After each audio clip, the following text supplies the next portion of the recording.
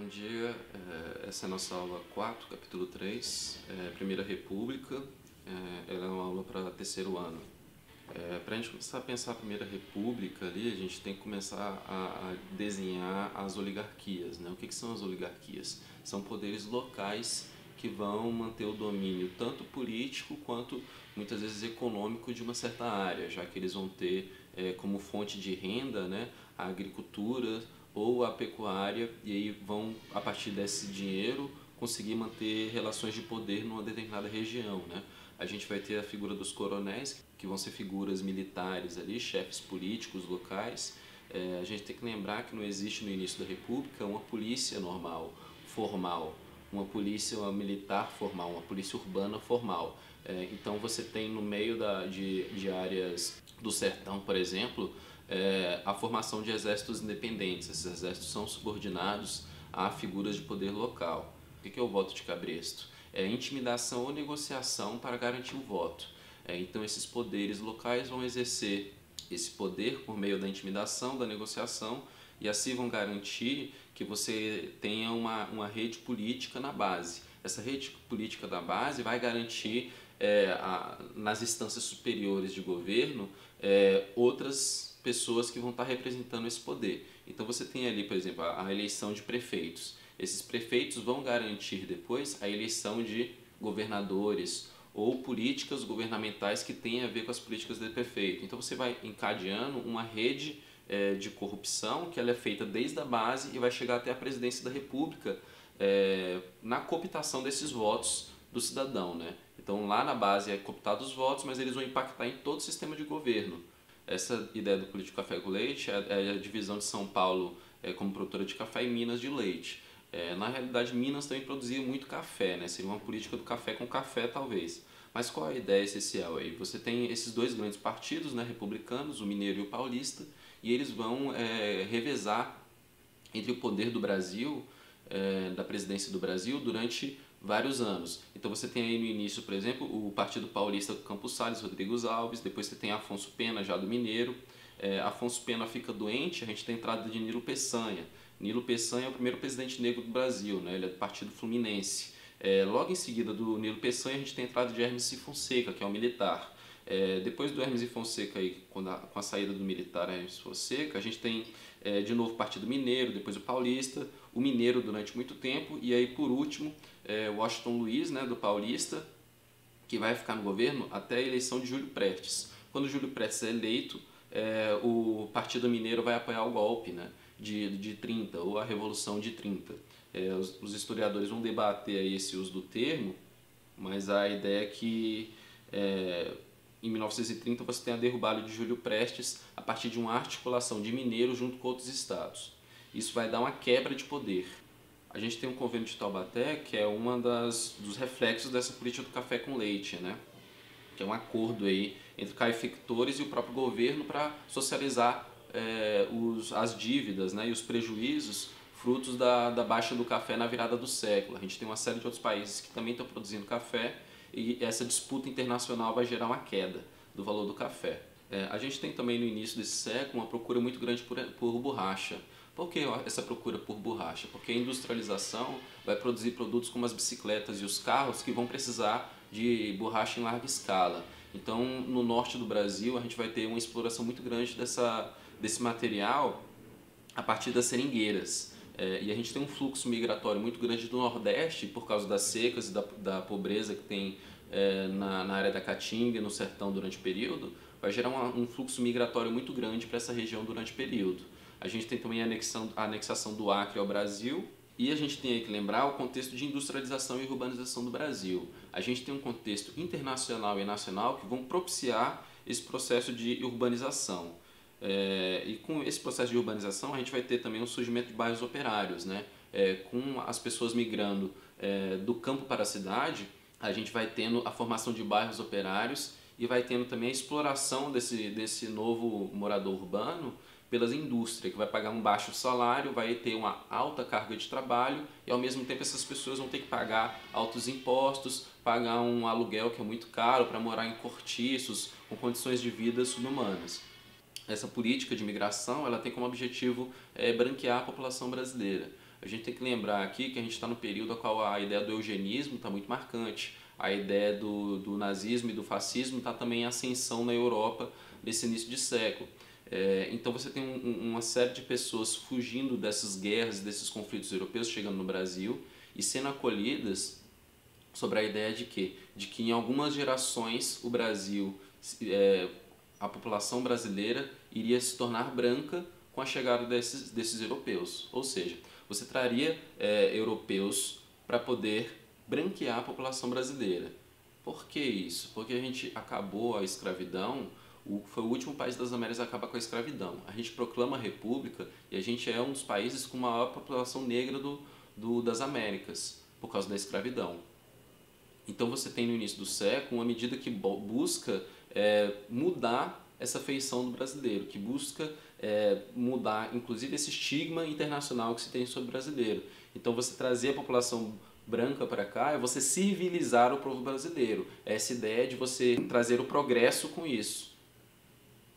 Dentre essas pessoas que estão migrando da Europa, elas trazem consigo novas ideias que estão rodando na Europa, em meio ao fim de todos os impérios, né? A gente tem aí o fim do Império Otomano, o fim do Império Austro-Húngaro, a gente tem o fim da Rússia czarista, a gente tem ao mesmo tempo rolando revoluções como a chinesa e a mexicana no mundo. Então é um período, ao mesmo tempo que de fim de impérios, de revoluções. Essas ideias vão chegar no Brasil com esses europeus também. E a gente tem o caso aí da colônia Cecília, por exemplo. O Giovanni Rossi, né, que é um anarquista, ele vai fundar essa colônia que vai buscar ter práticas autonomistas, né, de autogestão, e ao mesmo tempo ter valores sociais anarquistas agregados a essa vivência, né, por meio da prática do amor livre, por exemplo, né, o fim da propriedade privada sobre as relações, tudo isso. E essas ideias vão terminar chegando com esses europeus também, na questão de São Paulo e do Rio, por exemplo. Quando a gente tem a industrialização, as ideias anarquistas e socialistas chegam também junto com esses europeus para as fábricas que estão contratando eles. Em meio a esse contexto da realidade brasileira, de muita pobreza, de baixos salários, de exploração do trabalhador, ao mesmo tempo começa um processo de luta de direitos. Esse processo de luta de direitos sociais, de conquista de direitos sociais no início da República, quando a gente pensa nesses movimentos, a gente tem que pensar no processo de construção da identidade nacional. A gente tem um conflito entre o governo republicano e uma série de grupos que estão discutindo ali que Brasil vai ser feito desse futuro de agora, desse futuro que está sendo criado com o início da República. Então você tem grupos que vão entrar em divergência e a República vai ter que manter o Estado-nação forte por meio de repressões violentas. Isso é uma ideia que a gente já trabalhou com Giddens na última aula e que está sendo reafirmada em alguns momentos com o Hobsbawm também, como vai ser lá na frente. O primeiro conflito aí de resistência que a gente tem que pensar é a Guerra de Canudos. Ele foi concebido por Antônio Conselheiro, que é essa figura messiânica, né? Essa figura religiosa que vai, por meio da sua pregação de valores, defender uma sociedade baseada no comunitarismo. O que é esse comunitarismo? É a responsabilidade individual com o coletivo. É você pensar no outro durante o processo de vivência do dia a dia. Com a formação da sociedade em Canudos, a partir de Antônio Conselheiro, a República vê essa figura e esses valores sendo trabalhados do grupo em Canudos, e a República vê como uma ameaça, e ela pega e manda suas tropas até Canudos. Essas tropas que vão até Canudos, elas ficam no Morro da Favela, que é um morro próximo a Canudos, e ele é conhecido como Morro da Favela por causa de uma planta local. Essas tropas, após algum período de conflito, conseguem vencer Conselheiro e seu grupo lá em Canudos, e esse grupo volta para o Rio de Janeiro, né?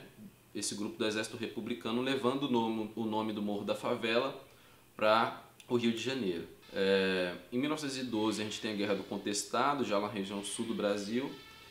Entre o Paraná e Santa Catarina a gente vai ter uma região de disputa de fronteira, porque essa fronteira não foi demarcada. E o Brasil começa a expansão da linha férrea durante esse início de século. É contratada uma empresa norte-americana e essa empresa norte-americana ganha a concessão da construção e de terras ao longo dessa construção para poder fazer a construção. Junto a essa empresa norte-americana da construção chega a Lambert, que é agregada deles também, que compra terrenos próximos a essa ferrovia. Isso termina gerando uma série de conflitos entre os dois estados, a própria ferrovia e a população camponesa que está vivendo naquela região. Essa população que está vivendo o conflito entre os dois estados e a ferrovia termina ficando à mercê do poder local. Isso vai fazer com que a figura de José Maria, que também é uma figura messiânica, uma figura religiosa, tome a frente e forme ali o seu arraial também, forme também seu grupo, né, de moradores incontestados, seguindo uma cultura religiosa própria.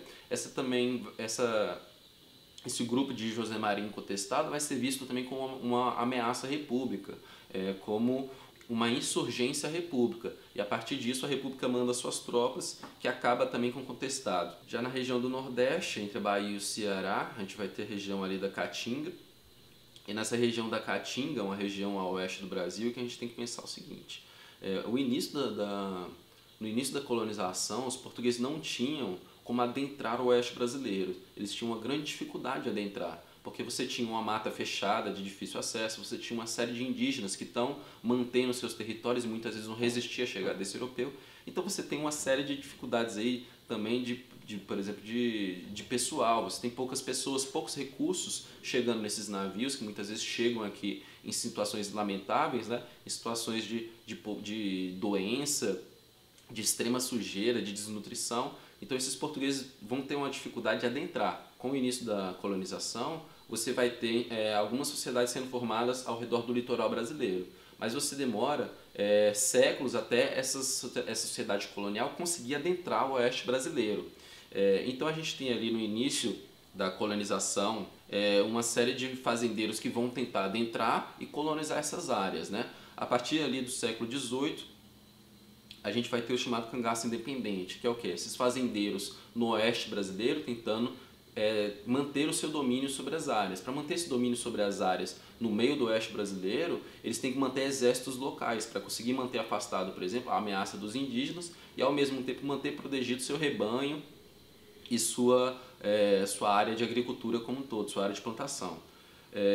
A partir de 1896, ali, quando a gente tem o início da República, a gente tem que lembrar o quê? Que agora o poder monárquico acabou. A figura monárquica acabou. Então a figura que representa Deus na Terra deixou de existir.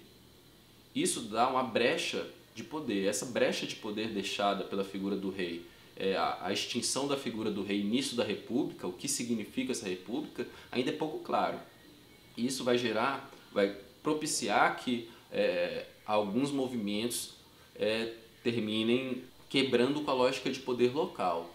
Então a gente tem a figura, por exemplo, de Lampião, Maria Bonita, né, que vai representar exatamente a autonomia desses exércitos que antes estavam ligados a um fazendeiro. Agora esses grupos que antes estavam dependendo dele podem fazer o que eles querem. Afinal, agora tudo mudou, a República foi proclamada. Então você começa um processo de autonomia desses povos também, que estão também recebendo baixos salários, estão também ali vivendo à margem também do sistema de alguma maneira, mesmo do exército de um fazendeiro, né?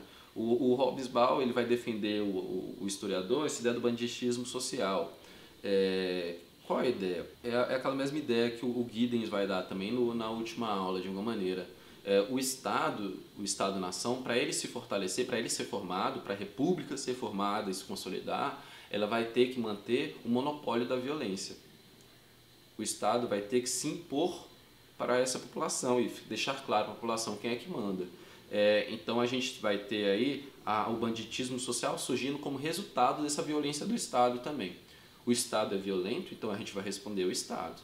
Afinal, que Estado é esse? Ele acabou de ser formado. Mais ou menos essa ideia, tá? Outro evento que vai marcar o início do século é a modernização do Rio de Janeiro, né?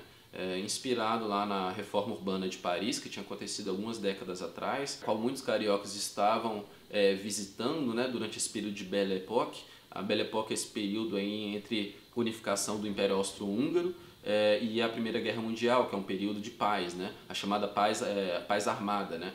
É um período ao qual a Europa não está em guerra e ela começa a se industrializar e ao mesmo tempo a fortalecer seus exércitos. Mas isso também vai gerar uma certa tranquilidade econômica e no meio disso você vai ter uma movimentação cultural muito grande. Com a modernização urbana de Paris, você tem também referências de grandes autores, de grandes artistas se concentrando em Paris. E a cidade começa a virar uma referência para o resto do mundo. Os cariocas então vão se inspirar nessa Paris urbanizada e vão fazer o mesmo processo de urbanização com o Rio de Janeiro. E esse processo de urbanização vai ser marcado pela ideia que a gente passou lá na primeira aula, que é a ideia de gentrificação. No centro do Rio existia uma série de cortiços e pessoas pobres morando. O que eles vão fazer? Pegar essas pessoas pobres do Rio de Janeiro, demolir os cortiços, pegar todas essas famílias e mandar para longe. Quando essas pessoas vão para longe, elas começam a formar no Rio de Janeiro as favelas. A gente tem também nesse contexto a revolta da vacina, né? Essa obrigação da vacina aí, que é tida como grande revolta pela população, né? A gente tem que lembrar também que a vacina aplicada no início do século não é a vacina atual, que ela é bem fininha, pequenininha. A vacina era um pouco mais violenta, essa vacina. E a maneira ao qual também essa vacina é aplicada, ela não era de maneira muito carinhosa às vezes. Outra revolta importante é a revolta da Chibata, né? A gente tem a figura de João Cândido Almirante Negro.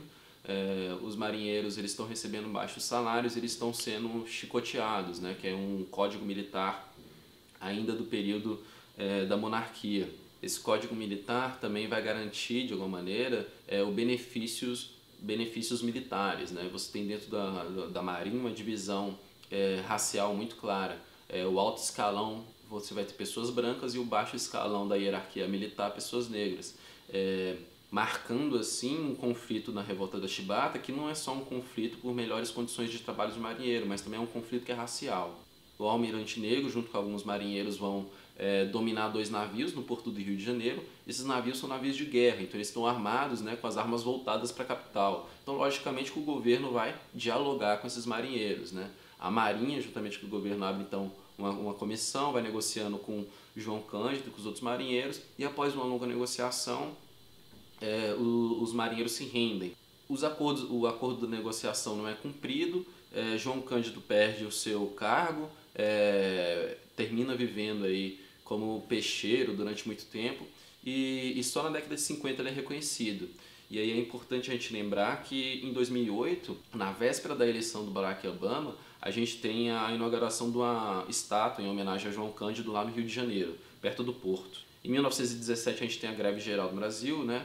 A gente tem que lembrar aqui que a gente teve aí a Revolução Russa, a gente tem a Revolução da China, do México, a gente tem todo um contexto de revoluções que estão apresentando novas ideias e novas possibilidades de mundo. Essas novas possibilidades que chegam aqui no Brasil a partir dos imigrantes e também por meio da imprensa brasileira, que já está começando a produzir uma série de materiais e periódicos anarquistas e libertários e socialistas e comunistas e com uma série de ideias que vão estar pregando ali a união da população e uma certa organização, vão acarretar com essa greve geral em 1917. Qual a grande importância dessa greve geral? Ela vai forçar tanto o governo quanto o empresariado a repensar a condição do trabalhador. Essa condição do trabalhador, que é repensada aí a partir de 1917 com a greve geral, ela vai acarretar em uma série de conquistas de direitos trabalhistas nas décadas seguintes. Então é um movimento que ele vai começar ali em 17, mas que ele vai seguir. A organização iniciada em 17, os grupos formados, toda a mobilização de 1917, ela vai propiciar o andamento da luta por melhores condições de trabalho nas décadas seguintes. E a conquista de direitos que vai ser efetivada. Em 1922 a gente tem a criação do Partido Comunista Brasileiro também. Em 1935 é importante a gente lembrar que a gente tem a Intentona Comunista sendo organizada por alguns desses integrantes do partido e ex-integrantes, né? O partido ele foi ilegal durante muito tempo.